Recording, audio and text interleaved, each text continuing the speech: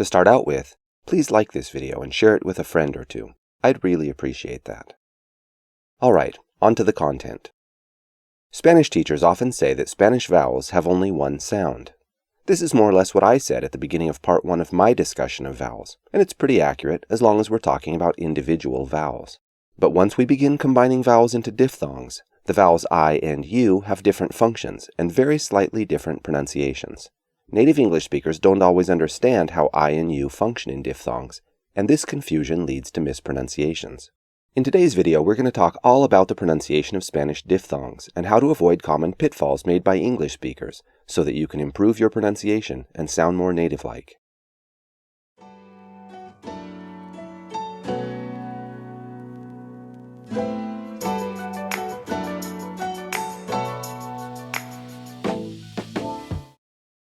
A diphthong is when two vowels appear side by side in the same syllable.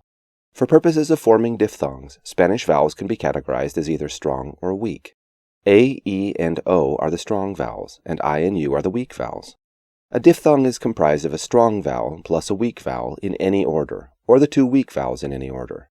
Two strong vowels side by side constitute a hiatus, and hiatuses are a topic for a different video. So by combining vowels according to the rules I just mentioned, we derive these possible diphthongs. In all these combinations, the strong vowels must be the nucleus of the syllable. If the weak vowel is stressed, in which case it must carry a written accent mark, then they constitute a second category of hiatus, and as I said, we'll talk about hiatuses in a future video. Now, as it turns out, all of these possible diphthongs are actual diphthongs in Spanish, except for this one. The OU diphthong is seen only very rarely, mostly in words borrowed from other languages, with one noteworthy exception that I'll mention in the bonus content at the end of this video. A moment ago I said that I and U were pronounced a bit differently in diphthongs than in individual vowels. Let's talk about that right now. When they precede a strong vowel in a diphthong, I and U function as glides, and when they follow a strong vowel in a diphthong, I and U function as semivowels. Okay, so what does that mean? Well, without going into a lengthy explanation and introducing a bunch of unnecessary jargon, I think the best explanation is this. When it's part of a diphthong, I is pronounced less like E and more like Y, and U is pronounced less like U and more like W.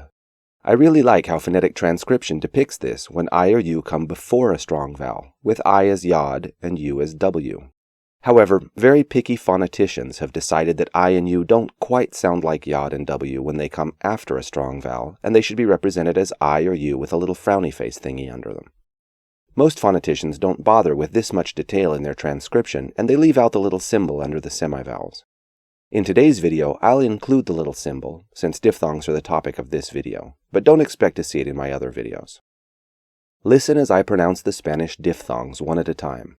Observe that they constitute a single syllable and that the nucleus is the strong vowel. Ya, ye, yo. Wa, we, wo. I, a, oi. Au, eu.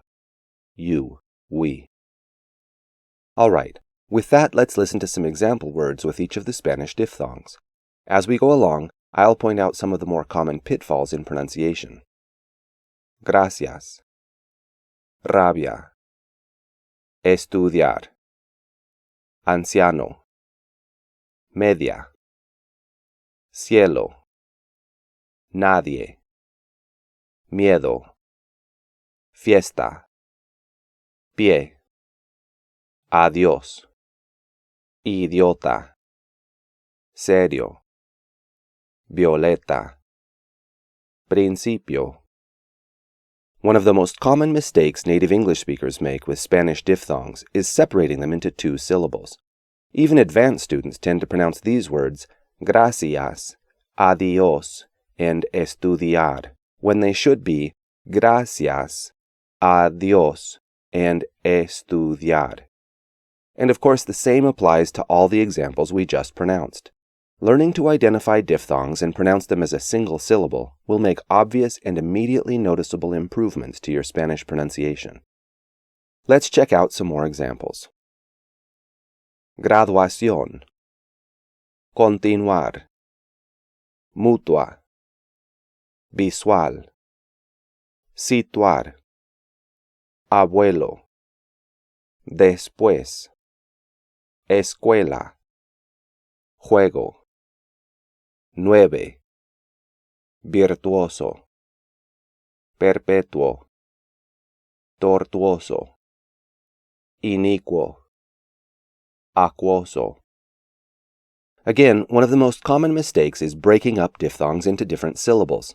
Even advanced students tend to pronounce these words as continuar, mutuar, and situar, when more accurate pronunciation is continuar, mutuar, and situar.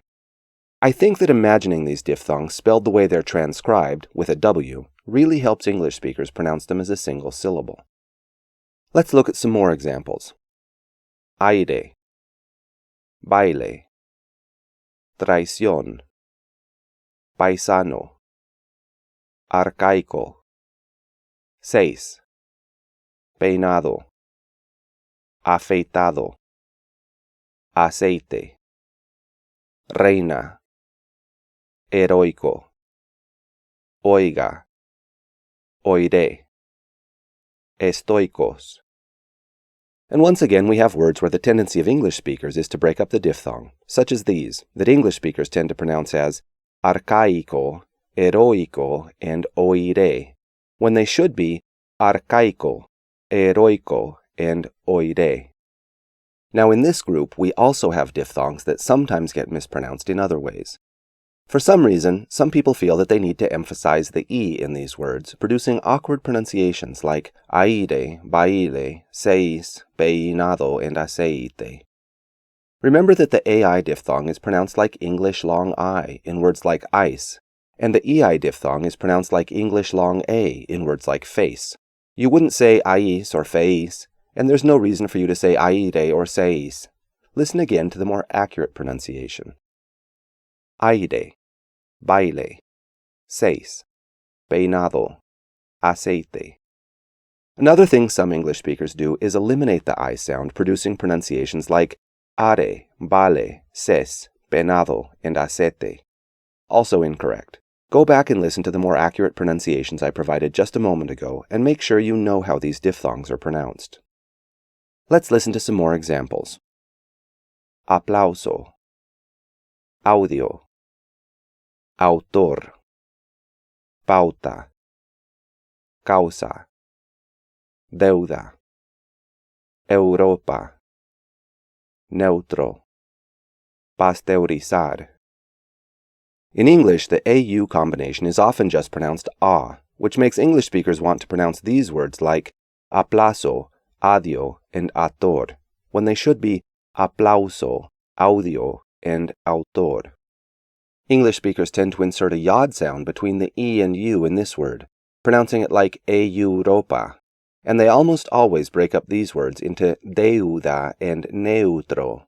Their correct pronunciation is Europa, deuda, and neutro. And our last set of examples.